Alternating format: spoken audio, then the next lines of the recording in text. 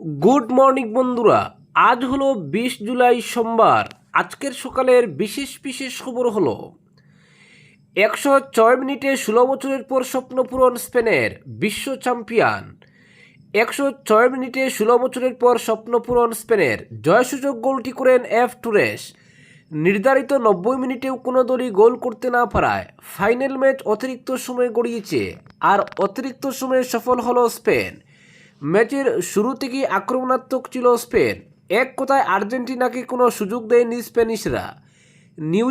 New jersey স্টেডিয়ামে দ্বিতীয়বার বিশ্বকাপ জয়ের স্বপ্ন পূরণ হলো স্পেনের। ম্যাচের 90+3 মিনিটে ফাউল করে লাল কার্ড দেখে মাঠ ছাড়েন ফার্নান্ডেজ। পরবর্তী খবর, বদরপুরের নাম পরিবর্তনের বিরোধিতায় নাগরিক অভিবর্তন, গঠিত হলো প্রতিরোধ কমিটি। শতাধিক বছরের ঐতিহ্যবাহী বদরপুরের ইতিহাস ও স্বকীয়তা রক্ষার দাবিতে এবং সম্ভাব্য নাম পরিবর্তনের উদ্যোগের প্রতিবাদে রবিবার বদরপুরে এক নাগরিক অভিবর্তন অনুষ্ঠিত হয়। খান সুইটস সংলগ্ন ভবনে আয়োজিত এই সভায় এলাকার বিশিষ্ট নাগরিক, সমাজকর্মী, আইনজীবী, শিক্ষাবিদ ও সাংস্কৃতিক ব্যক্তিত্বরা অংশগ্রহণ করেন। সভায় সভাপতিত্ব করেন বিশিষ্ট সমাজসেবী ও জাগিরুল পেপার মিলের প্রাক্তন জেনারেল ম্যানেজার মাহমুদুর রহমান। উদ্বোধনী পর্বে বিদ্রোহী কবি কাজী নজরুল ইসলামের রচিত একই বৃত্তে দুটি কুসুম হিন্দু মুসলমান গানটি সমবেতভাবে পরিবেশন করেন জয়দীপ দাস, লক্ষ্মী দাস ও রাধা কুহার। আহ্বায়কদের পক্ষে মূল প্রস্তাব উপস্থাপন করেন প্রাক্তন অধ্যক্ষ ও সমাজসেবী হিফজুর রহমান। প্রস্তাবের সমর্থনে বক্তব্য রাখেন আইনজীবী অরুণাংশু ভট্টাচার্য, প্রবীণ আইনজীবী জ্যোতিষপুর কায়স্থ, অ্যাডভোকেট সুব্রত কুমার পাল, আবুল কালাম তাবাদার, বদরুল হক চৌধুরী, রূপক রক্ষিত, মাওলানা আতাউর রহমান, তরুণ গুহ, প্রজ্জ্বল দেব সহ একাধিক বিশিষ্ট ব্যক্তি। বক্তারা অভিযোগ করেন, জনমতের তোয়াক্কা না করে বদরপুরের নাম পরিবর্তনের উদ্যোগ নেওয়া হচ্ছে। তাদের দাবি, বদরপুর পৌরসভার এলাকাকে অন্তর্ভুক্ত করে নতুন নামে একটি পৌরসভা গঠনের পরিকল্পনা করা হয়েছে, যা ভবিষ্যতে গোটা বদরপুরের নাম পরিবর্তনের পথ প্রশস্ত করতে পারে। তারা আরও উল্লেখ করেন, সংবাদ মাধ্যমে প্রকাশিত তথ্য অনুযায়ী এ বিষয়ে মুখ্যমন্ত্রীর কাছেও আবেদন জানানো হয়েছে।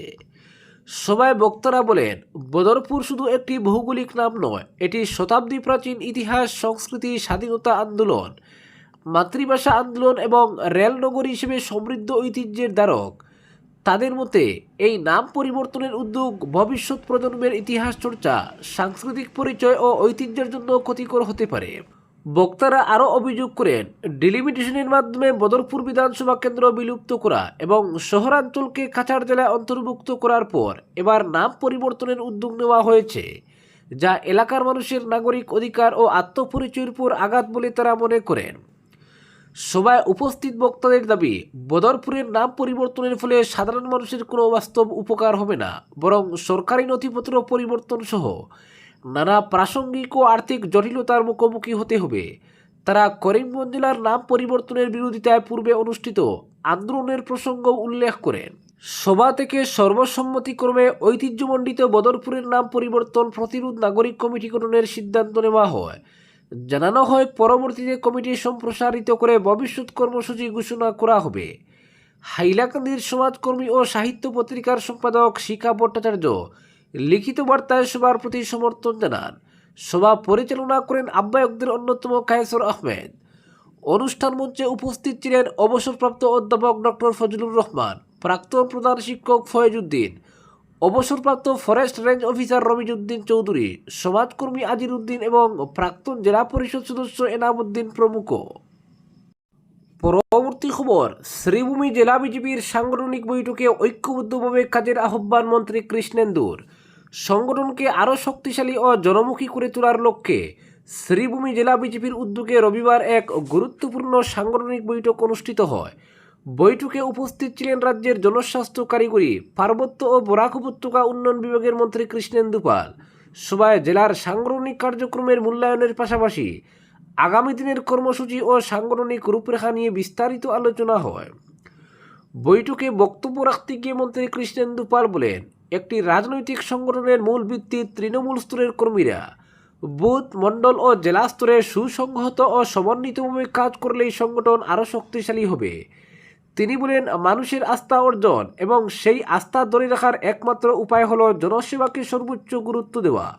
তাই কর্মীদের সবসময় সাধারণ মানুষের পাশে থেকে তাদের সমস্যা সমাধানে উদ্যোগী হওয়ার আহ্বান জানান তিনি।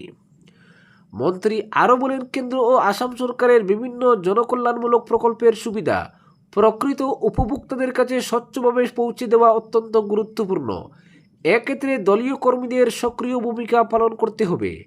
পাশাপাশি সরকারি প্রকল্প সম্পর্কে সাধারণ মানুষের মধ্যে সচেতনতা বৃদ্ধি এবং বিভিন্ন সরকারি সুবিধা পেতে সহযোগিতা করারও নির্দেশ দেন তিনি।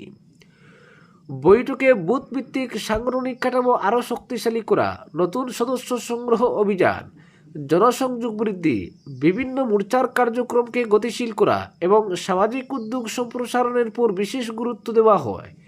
এছাড়া জনসমস্যা দ্রুত প্রশাসনের নজরে আনা, নতুন প্রজন্মকে সংগঠনের সঙ্গে যুক্ত করা এবং সরকারের উন্নয়নমূলক কর্মকাণ্ড সম্পর্কে ইতিবাচক বার্তা মানুষের কাছে পৌঁছে দেওয়ার বিষয়ে আলোচনা হয়। পরবর্তী খবর, লাতু সচপুরে জল জীবন মিশনের 8টি প্রকল্প অচল, মন্ত্রী সকাশে জিপি সভাপতি। কেন্দ্র ও রাজ্য সরকারের যৌথ উদ্যোগে বাস্তবায়িত জল জীবন মিশনের আওতায় প্রতিটি গ্রামীণ পরিবারের ঘরে পাইপলাইনের মাধ্যমে নিরাপদ পানীয় জল পৌঁছে দেওয়ার লক্ষ্য নেওয়া হলেও শ্রীভূমি জেলার মালেগড় উন্নয়ন খণ্ডের লাতু সচপুর গ্রাম পঞ্চায়েতে সেই লক্ষ্য কার্যত অদরাই রয়ে গেছে। এলাকায় নির্মিত 9টি পানীয় জল প্রকল্পের মধ্যে 8টি দীর্ঘদিন ধরে অচল থাকায় হাজার হাজার মানুষ এখনও বিশুদ্ধ পানীয় জল থেকে বঞ্চিত। বর্ষাকালে পরিস্থিতি আরও জটিল হয়ে উঠেছে।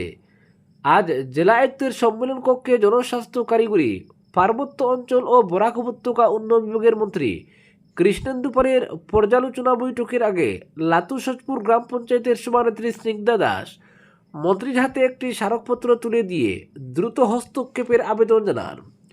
রবিবার জেলা বিজেপি কার্যালয়ে মন্ত্রীর সঙ্গে সাক্ষাৎ করে তিনি এলাকার প্রকৃত পরিস্থিতি তুলে ধরেন। স্মারকপত্রে উল্লেখ করা হয়েছে, সচপুর, মাইজগ্রাম, লাতু, লাতুদাসগ্রাম ও লাতুচক সহ একাধিক গ্রামের বাসিন্দারা দীর্ঘদিন ধরে পাইপলাইনের জল পাচ্ছেন না। ফলে অধিকাংশ পরিবার বাধ্য হয়ে টিউবওয়েল, কূপ ও অন্যান্য অনিরাপদ জলস্রোতের উপর নির্ভর করছেন। বর্ষার সময় দূষিত জল ব্যবহারের কারণে স্বাস্থ্য ঝুঁকিও বাড়ছে। সভানেত্রী অভিযোগ করেন, কোটি কোটি টাকা ব্যয়ে নির্মিত প্রকল্পগুলির অধিকাংশই অকেজো হয়ে থাকায় সরকারের অন্যতম জনকল্যাণমূলক প্রকল্পের সুফল সাধারণ মানুষের কাছে পৌঁছাচ্ছে না। বিষয়টি নিয়ে জনস্বাস্থ্য কারিগরি বিভাগের সংশ্লিষ্ট আধিকারিকদের একাধিকবার মৌখিক ও লিখিতভাবে জানানো হলেও কার্যকর কোনো পদক্ষেপ নেওয়া হয়নি। স্মারকপত্রে তিনি অবিলম্বে উচ্চ পর্যায়ের তদন্তকারী দল গঠন, অচল প্রকল্পগুলির সরেজমিন পরিদর্শন, জল সরবরাহ বন্ধ থাকার কারণ অনুসন্ধান, দায় নির্ধারণ এবং প্রয়োজনীয় মেরামতের মাধ্যমে দ্রুত প্রকল্পগুলি পুনরায় চালুর দাবি জানান। পরবর্তী খবর, আসাম বিশ্ববিদ্যালয়ের ক্যারিয়ার কনক্লেভে নেশামুক্তি ও পুনর্বাসন খাতে ক্যারিয়ার গড়ার বার্তা। আসাম বিশ্ববিদ্যালয়ের সমাজবিজ্ঞান বিভাগের 30 বছর পূর্তি উপলক্ষে আয়োজিত আলুমনি মিট 2026-এর অংশ হিসেবে রবিবার বিশ্ববিদ্যালয়ের বিপিন পাল হলে অনুষ্ঠিত হয় prospects for sociology students in government ও এনজিওস শীর্ষক একটি ক্যারিয়ার কনক্লেভ। অনুষ্ঠানে সমাজবিজ্ঞান বিভাগের বর্তমান ও প্রাক্তন শিক্ষার্থীদের সামনে সরকারি ও বেসরকারি ক্ষেত্রে কর্মসংস্থানের বিভিন্ন সম্ভাবনা তুলে ধরেন আমন্ত্রিত রিসোর্স পার্সনরা। কনক্লেভে উপস্থিত ছিলেন সাব্বির আহমেদ, রানারঞ্জন নাথ, ইকবাল বাহার লস্কর, কুমারেশ দাস, অশোক নাথ, দিলু দাস ও আনোয়ার লস্কর। তারা স্বাস্থ্য, শিক্ষা, গ্রামীণ উন্নয়ন, সরকারি প্রকল্প, আন্তর্জাতিক সংস্থা ও স্বেচ্ছাসেবী প্রতিষ্ঠানে সমাজবিজ্ঞান বিভাগের শিক্ষার্থীদের কর্মসংস্থানের সুযোগ, চ্যালেঞ্জ ও ভবিষ্যৎ সম্ভাবনা নিয়ে আলোচনা করেন।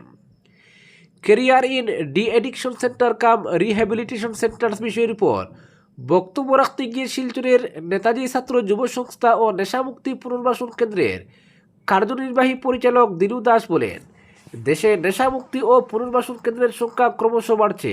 এসব প্রতিষ্ঠানে project coordinator, counsellor, case worker ও আউটরিচ ওয়ার্কার সহ বিভিন্ন পদে সমাজবিজ্ঞান বিভাগের শিক্ষার্থীদের জন্য উল্লেখযোগ্য কর্মসংস্থানের সুযোগ রয়েছে। তবে দক্ষ ও প্রশিক্ষিত মানব সম্পদের অভাবে অনেক প্রতিষ্ঠান যোগ্য প্রার্থী নিয়োগের সমস্যার মুখে পড়ছে বলেও তিনি উল্লেখ করেন। তিনি বলেন, সমাজবিজ্ঞানের শিক্ষা কেবল চাকরির ক্ষেত্রেই সীমাবদ্ধ নয়, সমাজ পরিবর্তন ও মানব কল্যাণেও এক গুরুত্বপূর্ণ ভূমিকা রয়েছে। নেশাগ্রস্ত ব্যক্তিদের মূল স্রোতে ফিরিয়ে আনতে সমাজবিজ্ঞানীদের মানবিক দৃষ্টিভঙ্গি, কাউন্সিলিং দক্ষতা ও সামাজিক দায়বদ্ধতা অত্যন্ত জরুরি। আজকের বিশেষ সংবাদ এখানেই সমাপ্ত।